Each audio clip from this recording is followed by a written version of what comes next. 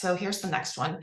I voted for issue 1 in August, or sorry, I voted on issue 1 in August. So I don't need to vote now. True or false? Oh, goodness. The vote in August is confusing for so many people, and I have talked to people who are highly educated, Mhm. and they are confused about it as well, and I'm very worried about that. Issue 1 in August was a procedural issue. That proposed amendment was to make it harder to amend the Constitution. It was going to require 60% of the vote instead of just a pure majority. It was going to require that if you're even going to get something on the ballot, you would need signatures from all 88 precincts instead of 44. So it was going to make it much harder to change the Constitution to add rights. If you voted no on that, that is why that defeated that procedural proposal to make it harder to amend the Constitution. Now we have the actual substantive issue of, do we or don't we want reproductive rights protection in the Constitution? It's a completely different issue. It's on the merits of reproductive rights.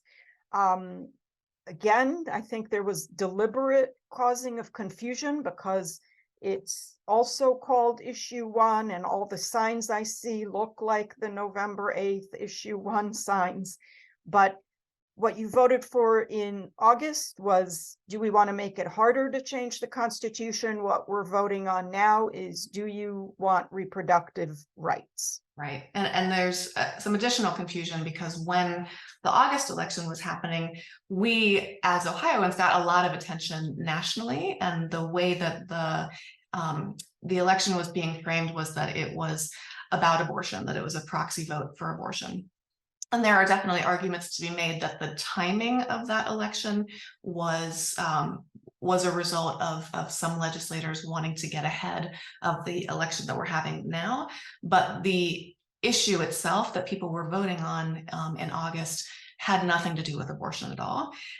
So there's been some kind of conflating of some of the things that people are weighing, and we just want to be clear that these are very different elections. Another thing, so this kind of takes us into our next one. I voted in August. I don't need to vote now. We kind of covered that. So I just want to again be clear, unless you have voted on or after October 11th this year, you still need to vote in this election. So I've heard voters also say, but I voted in August, or I even had somebody say I voted in May, and like, yes, you did vote in May, but this is another election, and it's just really important that we get that out there.